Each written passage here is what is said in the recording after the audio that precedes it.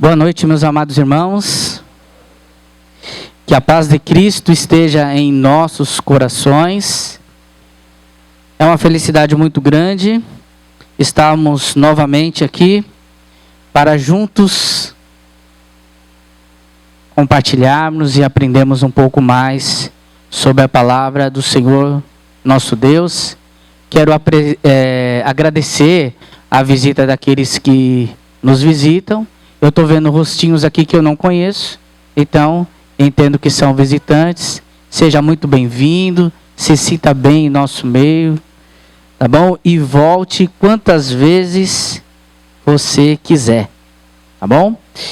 Como o nosso irmão Everson já nos lembrou aqui, ontem foi o Dia Internacional da Mulher, né? Então, para o homem aqui, fica a dica aí. Podia ser melhor, né? Nós poderíamos descer de paraquedas, fazemos. Mas para o próximo ano, irmãs, eu só observei aqui, eu falei para minha esposa, eu vou observar, vou ver o que vai acontecer. Mas fiquem tranquilos, anotem essa data, o ano que vem, promete.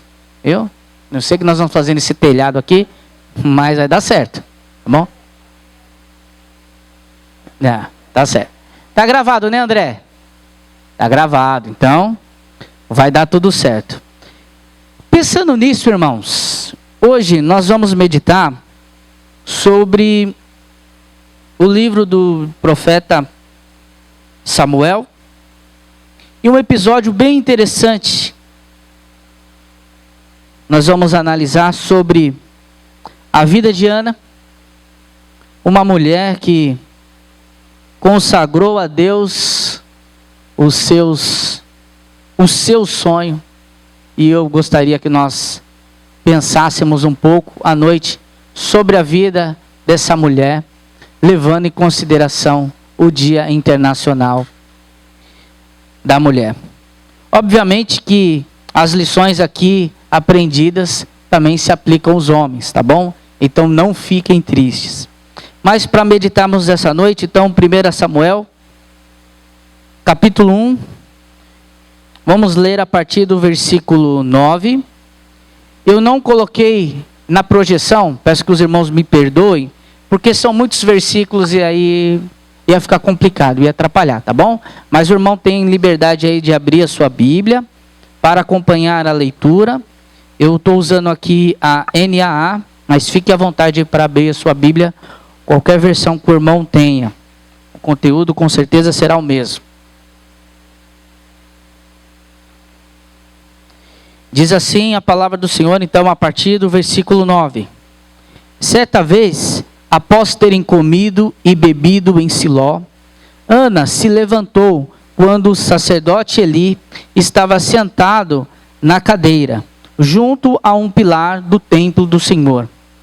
E Ana, com amargura de alma, orou ao Senhor e chorou muito. Ela fez um voto dizendo: Senhor dos exércitos, se de fato olhares para a aflição da tua serva, e te lembrares de mim, e não te esqueceres da tua serva, e lhes derem um filho homem, eu o dedicarei ao Senhor por todos os dias da sua vida, e sobre a cabeça dele não passará navalha. Ana continuava a orar diante do Senhor, e o sacerdote Eli começou a observar o movimento dos lábios dela, porque Ana só falava em seu coração, e os seus lábios se moviam, porém não se ouvia voz nenhuma. Por isso Eli pensou que ela estava embriagada. Ele disse: até quando você vai ficar embriagada? Trate de ficar longe do vinho. Porém, Ana respondeu: não, meu senhor, eu sou uma mulher angustiada de espírito. Não bebi vinho, nem bebida forte. Apenas estava derramando a minha alma diante do Senhor. Não pense que a sua serva é ímpia. Eu estava orando assim até agora, porque é grande a minha ansiedade e minha aflição. Então Eli disse: vá em paz e que o Deus de Israel lhe conceda o que você pediu.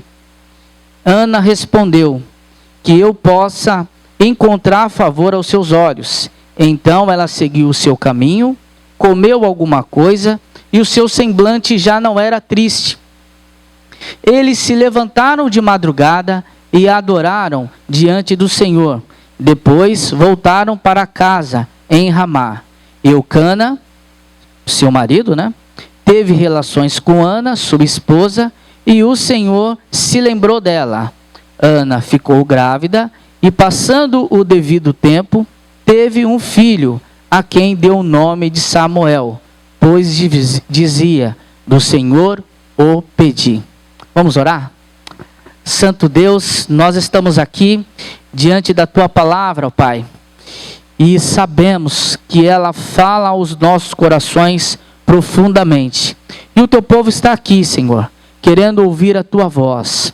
Já ouvimos a Tua voz por meio das orações, por meio das ofertas que aqui foram entregues no Teu altar, por meio das canções que foram entoadas a Ti, Senhor. Agora queremos ouvir por meio da Sua mensagem. Que o Senhor nos abençoe. É a oração que fazemos no nome do Teu Filho Jesus. Amém. Então, meus irmãos, hoje nós vamos refletir sobre o tema: consagre os seus sonhos a Deus. Mas de antemão, eu quero lembrar os irmãos, alertar, que o objetivo desse sermão, ele não é falar sobre os seus sonhos, sobre os seus desejos, sobre aquilo que está no seu coração, sobre o mar de rosas que é a vida cristã, porque não é nada disso, tá bom? Então desculpe, de repente você viu o tema, mas já quero tirar essa expectativa, porque nós vamos ver com o decorrer do sermão que não é esse o objetivo. O objetivo não é que de um Deus que vai priorizar os nossos sonhos, e nós vamos triunfar como se não houvesse amanhã e vamos sair aí transformando o mundo por causa dos nossos desejos. Não. O objetivo aqui é falar de um Deus que coloca nos nossos corações o seu próprio sonho. Por isso que o tema é que os nossos sonhos devem ser consagrados a Deus.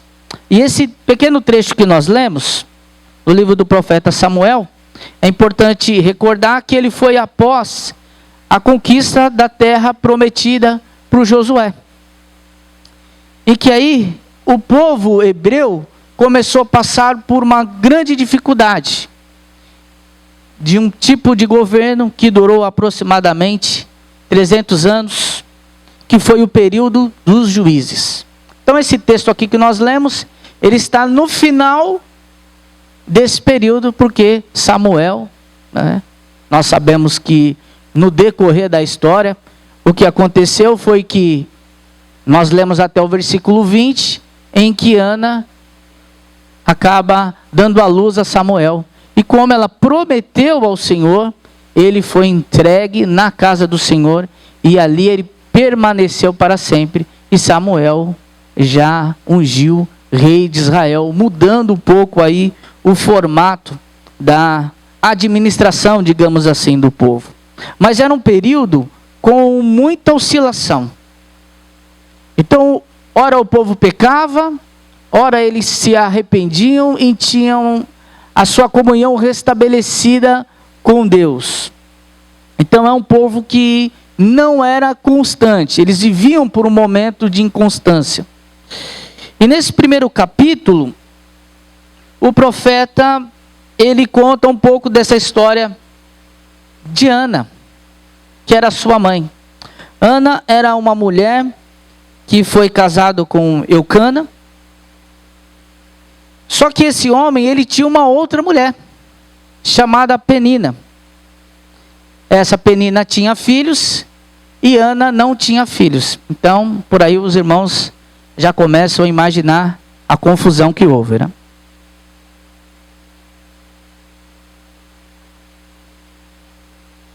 Então, todo ano, o seu marido, Eucana, e as suas esposas subiam para Siló para adorar e prestar sacrifícios a Deus, como costume da época. Só que o que acontece?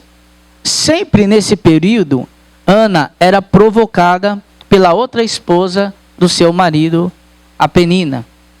Nesses eventos, e muito da provocação estava relacionado ao fato de Ana não ter dado filhos ao seu marido. Então aqui nós já vemos aqui alguns problemas. O primeiro problema que podemos identificar aqui é a poligamia, né? Nós encontramos aqui também o machismo. Naturalmente que nós sabemos que a palavra de Deus ela não é machista, mas também que ela não esconde o machismo que existia nas civilizações. Então a palavra de Deus não tem a preocupação de omitir essas coisas. Então a primeira dificuldade que tinha é que ele tinha duas esposas. Uma que lhe deu filho e a outra que não lhe deu filho. E o fato de ter filhos era uma grande honra para a mulher. E aí nós vemos a situação de uma outra que não poderia ter filhos. Hoje a nossa sociedade ela é um pouquinho diferente, né? Porque na maioria das vezes o casal ele tem essa opção de ter ou não ter filhos. A maioria escolhe ter, que é para poder sofrer um pouquinho mais, né? Para poder ter emoção do casamento, então escolhe ter. Alguns escolhem ter bastante filhos. E isso é uma brincadeira, naturalmente nós sabemos que os filhos são uma bênção do Senhor. Mas naquela época era um pouquinho diferente. A mulher que não poderia ter filho é como se ela fosse amaldiçoada. E não tinha como dizer nessa situação que o problema era com o marido, uma vez que ele tinha uma outra esposa com filhos. O que tornava a situação de Ana ainda mais humilhante. Então é dentro desse contexto, dentro dessa realidade, que nós vamos procurar aí refletir sobre algumas lições aprendidas sobre essa mulher de fé que foi Ana. E a primeira coisa que eu gostaria de destacar aqui com os irmãos é que Ana orou e fez um voto com Deus. E isto está claro a partir da sua súplica. Ela apresenta a sua súplica. E nós vemos naquele momento que Ana ela não estava muito preocupada com quem estava ao seu lado. Simplesmente ela estava preocupada em apresentar a Deus a sua súplica por conta da sua dor, do seu sofrimento e da humilhação que ela passava por não ter filho. E aí quando nós olhamos aqui o texto, demos uma lida, percebemos que o profeta Elias observava e fez um julgamento, né? Poxa, essa mulher está aí, está batendo boca, não estou entendendo nada do que ela está falando. Ela estava orando de coração, ela estava suplicando a Deus. E isso me faz lembrar de um texto de Romanos, capítulo 8, versículo 26 e 27, e que o apóstolo Paulo ele escreve assim: da mesma forma, o Espírito nos ajuda em nossas fraquezas, pois nós não sabemos orar, mas o próprio Espírito intercede por nós com gemidos inexprimíveis. E aquele que sonda os corações conhece a intenção do Espírito, porque o Espírito intercede pelos santos, de acordo com a vontade de Deus. Olha que interessante que o apóstolo Paulo escreveu, e eu acho que se encaixa perfeitamente na situação de Ana. Porque assim, irmãos, percebendo a aflição dessa mulher e a maneira como ela suplicava a Deus para que atendesse o seu pedido, eu não creio que foi a primeira vez que Ana orou nesse sentido. Imagino que Ana já orava há alguns anos, algum tempo, para que o Senhor atendesse o seu sonho, o seu desejo de ter um filho.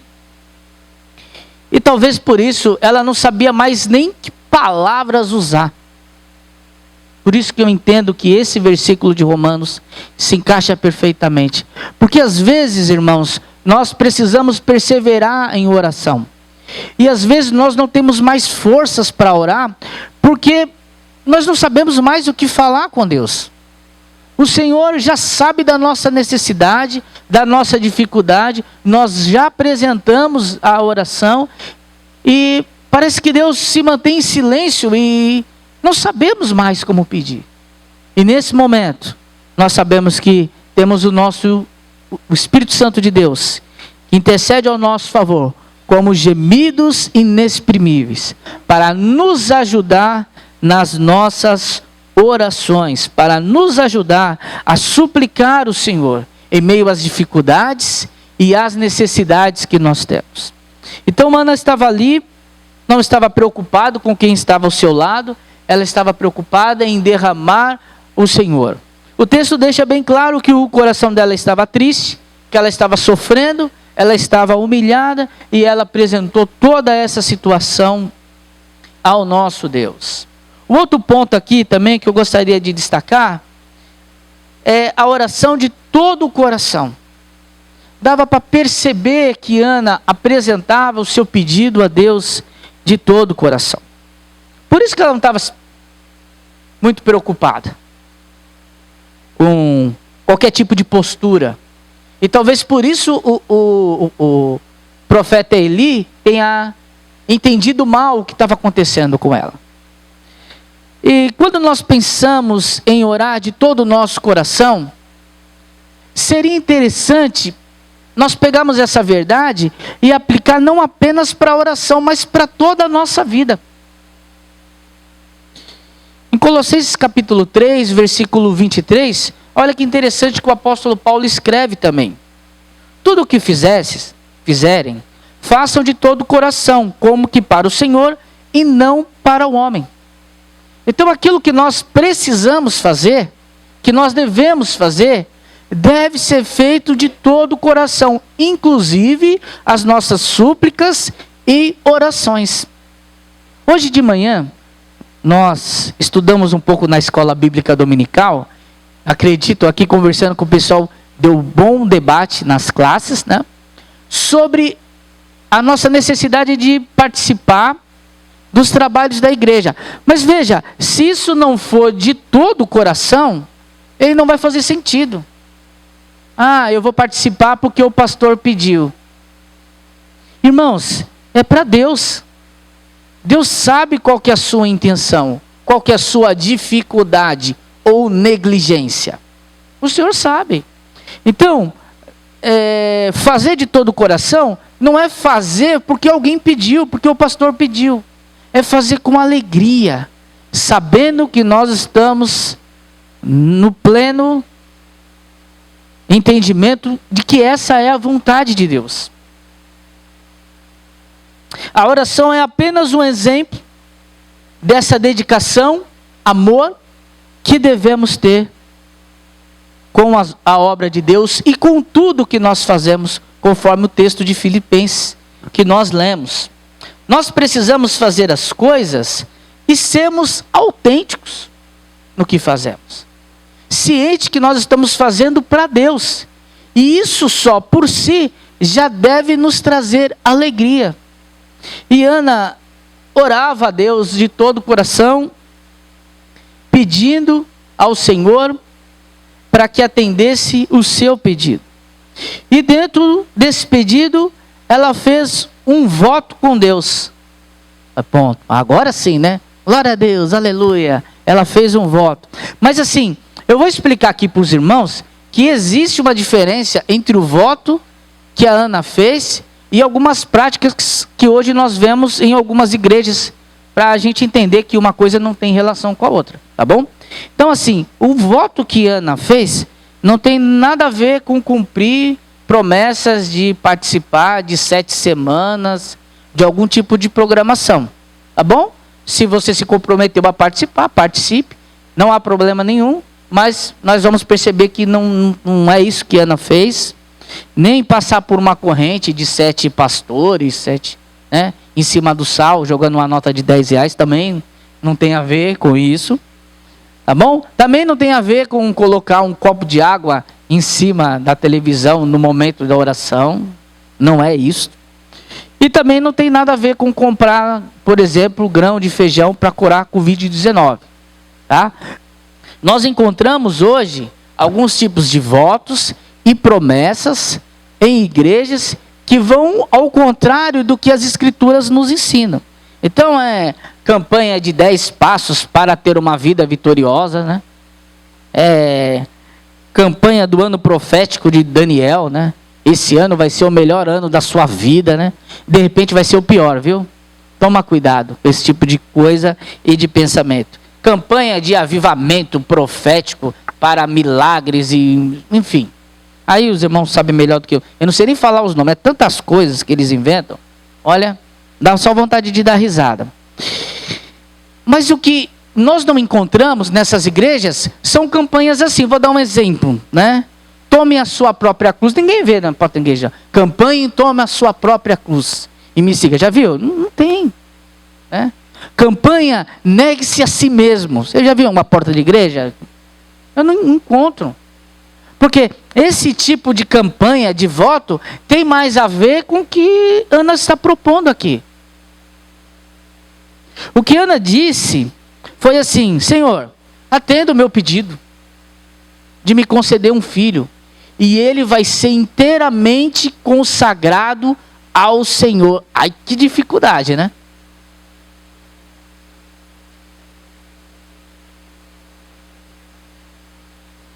Pensa em fazer uma oração dessa. Você já tem seu filho lá, seu filho nasceu, né?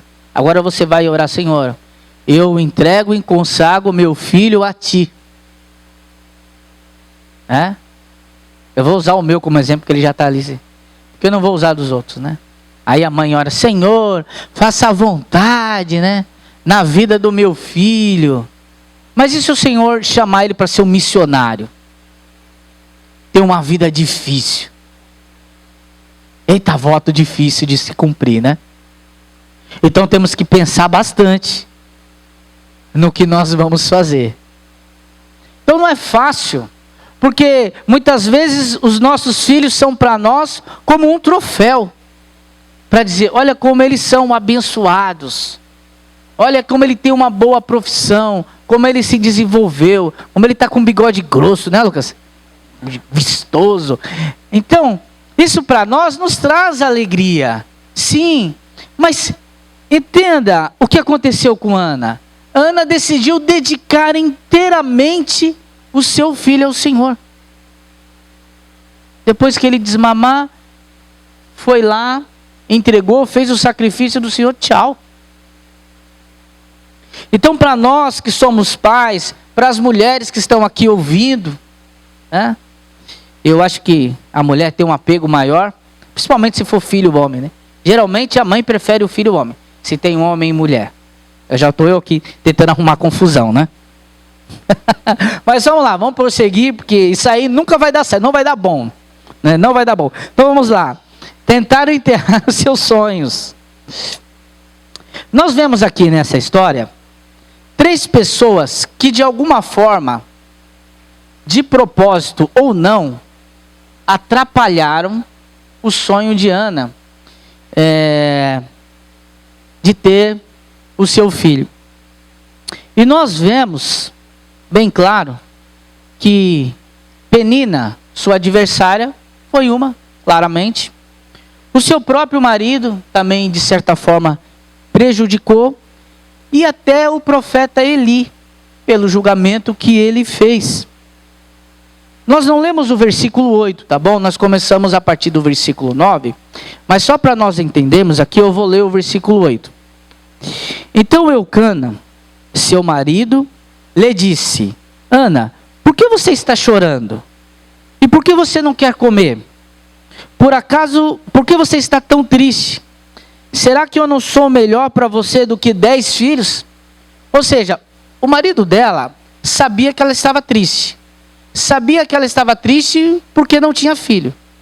E tentava, de alguma forma, consolar, porque ele não tinha muito o que fazer. Mas, indiretamente, o que ele estava dizendo para ela: esquece, não se preocupa, eu sou melhor para você do que 10 filhos. Mas o sonho de Ana não era só um sonho de Ana, era também o sonho de Deus. Então, ela não poderia se conformar com essa palavra do seu marido. E às vezes nas nossas vidas, algumas pessoas, mesmo com boa intenção, vão atrapalhar aquilo que o Senhor tem colocado no nosso coração para fazer. Isso é possível. Eucana amava Ana. E era o bom esposo. E ele verbalizou isso. E pelo que eu entendi, Ana não tinha como refutá-lo nesse ponto. Sou melhor para você do que 10 filhos. Mas mesmo assim, ele não tinha entendido a necessidade de Ana. E tem coisa, irmãos, que só Deus sabe. Só Deus pode entender. E por isso que as nossas súplicas precisam ser entregues e derramadas no altar do Senhor. A Penina, sua adversária, essa não.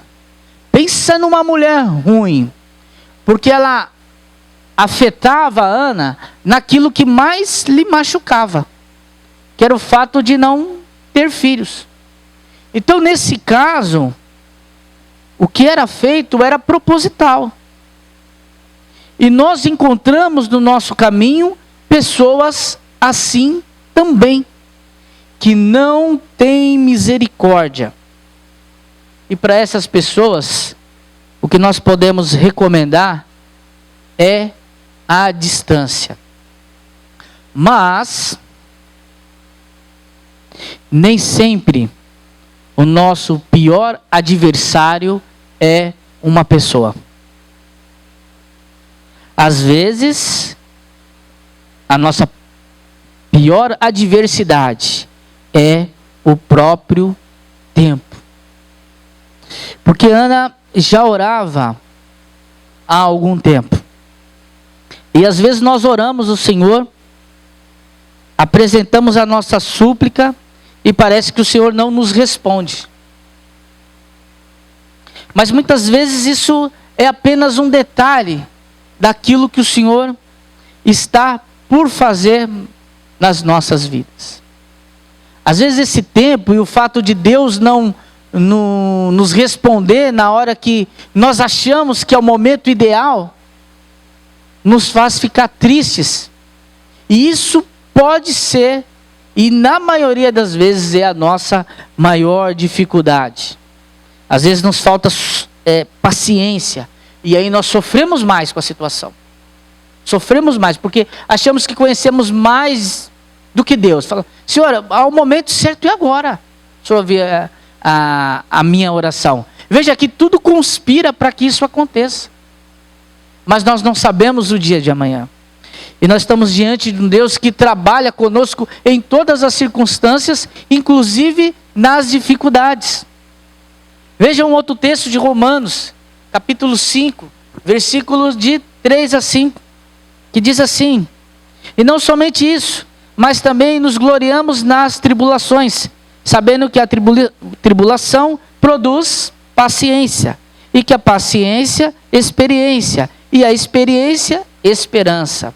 E a esperança não traz confusão, porquanto o amor de Deus está derramado em nossos corações, pelo Espírito Santo que nos foi dado. Então todo esse processo, toda essa necessidade de esperar em algumas situações, é uma parte do aperfeiçoamento que o Senhor está promovendo nas nossas vidas. E de entendermos a dependência que nós temos que ter de Deus.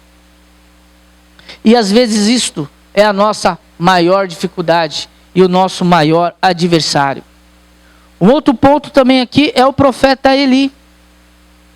Como nós vimos que talvez Ana estivesse orando de uma maneira um pouco diferente do convencional, o profeta achou que ela estava embriagada.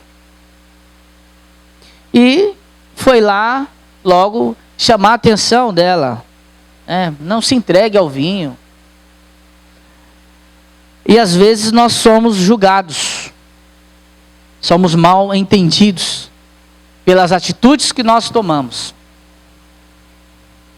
E isso nos deixa triste, nós sabemos. Mas isso não pode nos abater, porque a nossa esperança e a nossa súplica vem do Senhor. E é Ele que é o nosso juiz. Às vezes nós não somos entendidos. E às vezes nós somos julgados por isso. E precisamos do auxílio do nosso Deus para não desistirmos do sonho, daquilo que o Senhor tem colocado em nosso coração.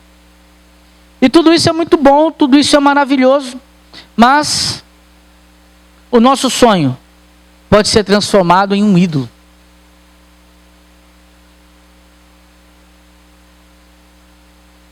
Isso pode acontecer. Quando o nosso sonho, ele acaba sendo o objeto principal. Isso acaba tornando a nossa vida perigosa. Porque nós tiramos aquilo que o Senhor colocou no nosso coração como um sonho e colocamos aquilo no centro, no lugar onde deveria estar só Deus. E aí nós vivemos para aquilo. Seja um ministério, seja um dom, seja uma função que nós temos na igreja, seja o nosso próprio filho. Não foi o caso de Ana, mas poderia ser de uma outra mãe que anseia muito ter um filho e o Senhor lhe concede. Então nós precisamos observar também essas coisas. Entendemos que o nosso Deus, Ele sempre precisa estar no centro. E que os sonhos, ou o sonho, como por exemplo de Ana, faz parte de um propósito de algo maior, de um plano maior de Deus, que não reflete apenas na minha vida, mas na vida de muitas pessoas, porque ele está diretamente ligado com a obra de Deus. Veja o resultado da oração de Ana. Quem foi Samuel? Samuel foi uma pessoa importante para a história de Israel. Ele foi um filho, mas ele foi um líder do povo. Então, irmãos, existem coisas que estão além daquela porta ali, que eu não consigo ver, eu só vejo até o irmão Alexandre, que eu não sei, mas é Deus que sabe. Então eu preciso entender que o meu Deus, acima de qualquer coisa, Ele precisa estar no centro da minha vida. Para que não corra o risco de eu encontrar um ídolo. Alguém que eu possa colocar no lugar e no foco, onde deveria estar apenas o Senhor. É um sonho no lugar de Deus. E aí pode ser várias coisas, tá bom? Aí fica para nossa reflexão. Eu pedi tanto a Deus, e Deus me deu uma casa. E agora eu passo o tempo inteiro reformando a casa, pintando. Não vou ter mais tempo para participar das reuniões da igreja. Eu consegui um novo emprego, amém, irmãos, glória a Deus. Só que agora eu preciso me dedicar ao trabalho, então também não vou conseguir mais participar da igreja, viu, irmãos? Tá. Tchau, viu? Até qualquer dia. Eu troquei de carro. Eu peguei um carro zero. Olha que bênção, irmãos. Só que agora eu não posso mais ir para a igreja. Porque eu tenho que viajar bastante para amaciar o motor, né? Pisar fundo. E aí, outros exemplos nós podemos usar. Mas é a realidade de quando um sonho, aquilo que era para ser bênção de Deus, aquilo que era para glorificarmos a Deus, por conta daquela situação, toma o lugar do Senhor nas nossas vidas. Então percebe, irmãos, que são lições práticas, que nós precisamos ficar atentos por conta do nosso pecado, do egoísmo que existe do nosso coração, do nosso eu. Isso aqui eu não estou dizendo que é para um irmão, é para outro, é para cada um de nós. Isso se aplica perfeitamente à minha vida, como eu creio de cada um dos irmãos. E assim que nós temos que pensar a obra do Senhor. E pensar nos sonhos que o Senhor coloca em nosso coração. Mas existem sonhos que estão fora da vontade de Deus. E é um pouquinho mais complicado porque existem situações em que o nosso desejo ele é completamente fora e distante da vontade de Deus, que nós não temos condições de fazer o que o nosso tema sugere, que é consagrar o Senhor aquele sonho. Às vezes nós temos dificuldade porque nós já sabemos que a resposta é não, mas nós continuamos querendo. Eu quero mesmo assim, eu quero mesmo assim, e eu vou lutar, eu vou batalhar por isso. Mas alguma coisa impede com que eu consagre a Deus. E às vezes isso acontece porque é incompatível ao Senhor. Ou porque é algo que vai apenas amaciar o nosso ego e nos trazer um prazer que não vai além de nós. E que na prática não será bênção para as nossas vidas, porque vai nos afastar do Senhor. Conta-se uma história de uma quadrilha em que a especialidade deles era o roubo a banco. Né? Então, era uma quadrilha que era até bem sucedida, mas dentro dessa quadrilha tinha um crente, né? Sempre tem, né? Todo lugar, quem não presta, a gente encontra alguém que pelo menos se diz que é crente. E aí quando o pessoal ia preparar para o assalto, eles não saíam para fazer o assalto, sei que o crente parava todo mundo, não, peraí, vamos orar primeiro a Deus, para que tenhamos um assalto abençoado. Então, a intenção da oração parece ser boa, mas é incompatível. Como que Deus vai ouvir uma oração dessa? Não dá. Nós sabemos que está fora da vontade de Deus. Não faz sentido. E de repente eles eram uma quadrilha competente. E poxa, deu certo, né? Então, da próxima vez vamos orar de novo, né? E Deus deve estar se olhando, meus filhos, que situação, né? Mas é isso, não na mesma proporção, mas tem coisas que está dentro só do nosso coração, que não tem nada a ver de Deus. E aí a nossa realidade é o quê? Pegar essas coisas e pedir ao Senhor, o Senhor do Salmo 139, que sonda os nossos corações. E pedir para Ele, falar, Senhor, vê se há em mim algum caminho mau, porque eu não consigo ver. E guia-me pelo caminho reto. É isso que nós precisamos fazer. Eu tenho um sonho, mas eu não sei. Estou em dúvida. Né? Queria assaltar um banco também. Jogar na loteria para ficar rico. Será que é lícito? Senhor, abençoa. Eu vou doar para a obra missionária. Vou ajudar na reforma da igreja. Então assim, submeta-se ao Senhor. Pede para que Ele sonde o seu coração. Vamos concluir então, irmãos? Existem 3 motivos, obviamente que podem haver mais, tá bom? Importantes pelo qual Deus não realiza nossos sonhos. Então, primeiro aqui, por não ser a vontade de Deus, já um pouquinho que nós falamos. E aí, irmãos, Deus é soberano. Se não é a vontade de Deus, não insista. Deus sabe o que é melhor para mim e para você. Não insista, irmãos, porque se insistirmos, nós vamos quebrar a nossa cara. E às vezes Deus permite que algumas coisas que estão fora da sua vontade aconteçam. Porque, como diria a minha sogra, se não vem pelo amor, vem pela dor. E às vezes a gente precisa apanhar um pouquinho para poder aprender. Mas a recomendação é assim, percebeu que não é vontade de Deus? Não insista. Não vai ser bom para você. Outra questão. Por não ser o tempo de Deus, que também já falamos um pouco. E é algo que sempre temos dificuldades. É com o tempo, com o Kairos, com o tempo de Deus. Que não é o nosso tempo. E por isso muitas vezes os nossos sonhos não são atendidos. Mas o que aconteceu com Ana? Ela desistiu de orar? Não. Ela continuou orando para que um improvável acontecesse. E aconteceu. Um grande milagre na sua vida. E o nome de Deus foi glorificado por meio daquela mulher. Por meio da sua fé. Mas nós esquecemos de colocar Deus nos nossos projetos, de consagrar a Deus.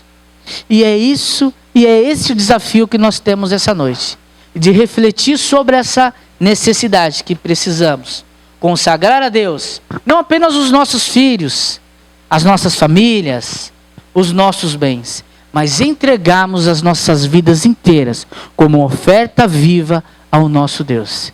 E que o Senhor nos abençoe.